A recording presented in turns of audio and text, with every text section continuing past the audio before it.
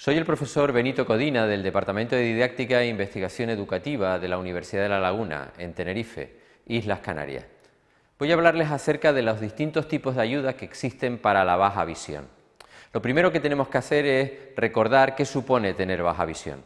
Estamos hablando en este caso de cualquier grado de discapacidad visual, bien sea congénita o adquirida, que limita en cuanto a la ejecución de las tareas de la vida diaria y que no puede ser corregida ni con gafas, ni con lentes de contacto, ni con un tratamiento médico ni quirúrgico.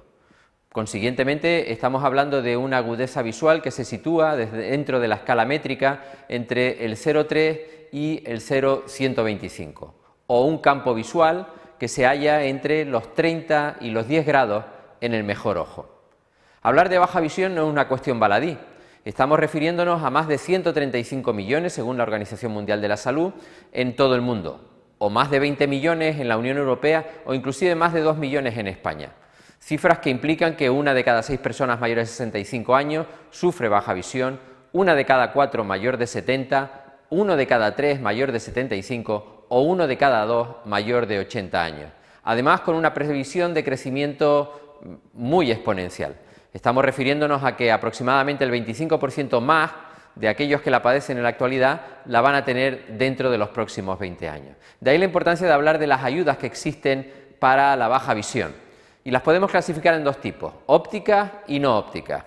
Hablemos en primer lugar de las ayudas ópticas y empezando por las de la visión cercana.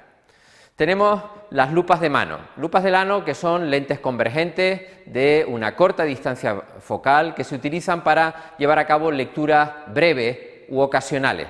Suelen tener una empuñadura que bien puede ser flexible, tipo funda, o rígida, tipo mango, que permite que la persona la sujete con facilidad. Hay de distintos tipos de aumento y la dificultad que tienen es mantener precisamente la distancia focal, o sea, la distancia entre lo que se va a leer y el propio ojo. Tenemos luego las lupas soporte.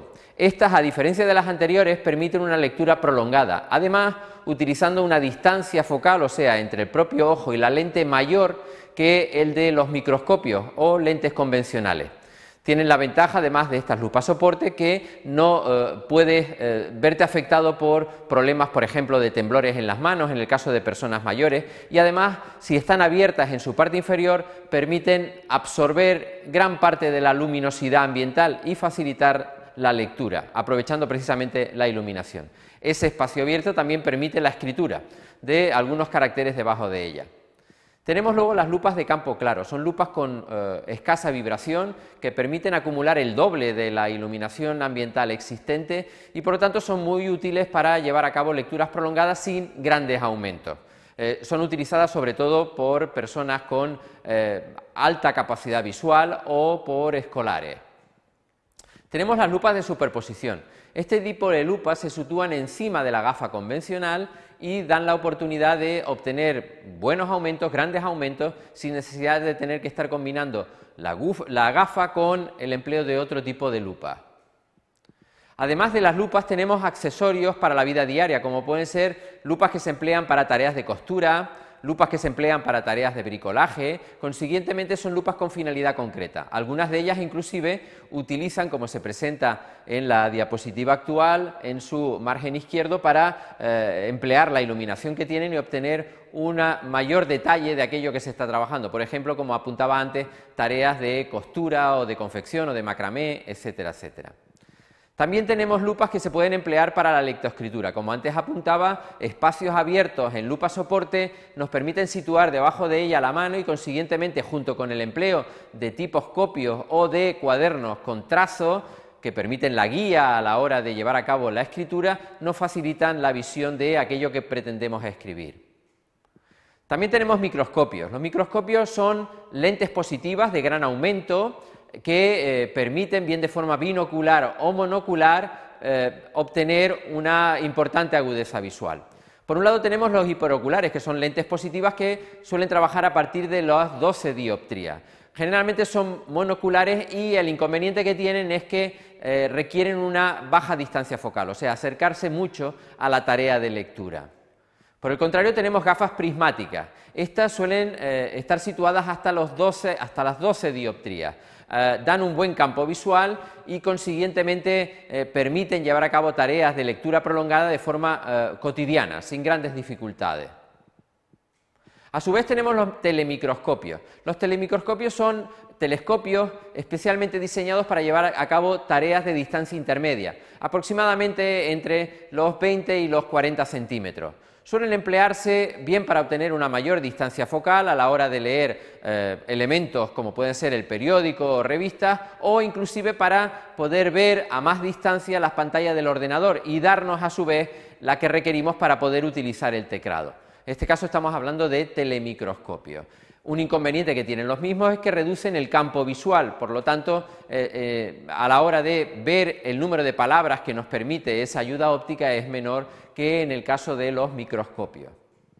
Tenemos luego las lupas televisión. Son circuitos cerrados de televisión compuestos por una pantalla, por una cámara y por una superficie que se suele desplazar. En este caso son ayudas muy útiles para personas con baja agudeza visual porque permiten obtener hasta 60 aumentos, o sea que podríamos estar hablando de 240 dioptrías, o sea una capacidad de aumento muy importante. Además permiten obtener una buena distancia focal, la posición entre la persona y la pantalla suele ser amplia y eso le da mucha mayor comodidad. Permite además trabajar con distintos tipos de contraste por el color o bien por el contraste positivo o negativo, o sea, estamos hablando de negro sobre blanco o viceversa. Esas lupas televisión o circuitos cerrados de televisión también tienen algunas características de portabilidad. Existen algunos que dan hasta 12 aumentos que, ya digo, tienen esa posibilidad de poderlos utilizar dentro del desplazamiento con la consiguiente comodidad. Luego tenemos ayudas para la visión lejana. Las más comunes son los telescopios. Los telescopios, recordemos que son ayudas que permiten ver objetos o elementos que se encuentran situados más allá de metro, metro y medio de la persona. Algunos de ellos pueden ser situables en la propia gafa y con lo cual digamos que permiten la comodidad de no tenerlos que estar situando delante del propio ojo, delante de la pupila. Otros son de carácter bióptico. Estos son telescopios que se sitúan de forma permanente sobre la gafa convencional. Así tenemos, por un lado, la corrección óptica normal para tareas cotidianas y por otro lado tenemos la corrección que nos permite el telescopio para situaciones lejanas. Se sitúan generalmente la parte inferior del mismo sobre la parte superior de la pupila. En algunos países, como puede ser el caso de Estados Unidos, se permite conducir a través de ello en personas con baja visión, porque les permite obtener esa visión lejana utilizando su corrección óptica convencional.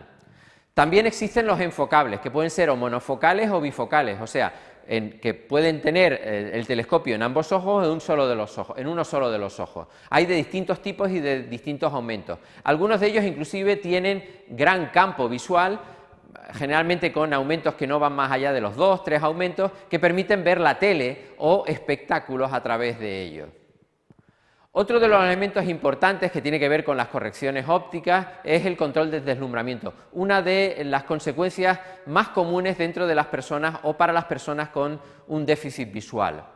Para ello se emplean filtros que son lentes que permiten el filtrado de un determinado ámbito del espectro de luz, que pueden ser por un lado de suplemento, o sea que se colocan, se elevan en la propia gafa, o bien de superposición, que se colocan encima de la propia gafa, permitiendo con eso no tener que estar incluyendo la refracción dentro de ese filtro o con ese filtro. Además, esos filtros de superposición impiden que el deslumbramiento se produzca de forma lateral o superior. También la iluminación, a través de, pueden ser flexos, que pueden ser fijos, pueden ser móviles, que permiten, por ejemplo, a las personas mayores que requieren 3 veces más iluminación que las personas jóvenes, permiten tener una mayor eficacia visual. También el contraste a través de los recursos para la vida diaria, que pueden ser elementos tales como platos, cubiertos, los propios manteles. Los contrastes son enormes facilitadores de dicha eficacia visual.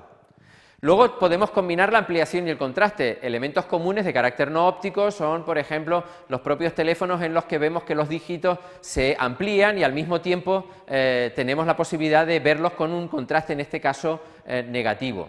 Las calculadoras parlantes.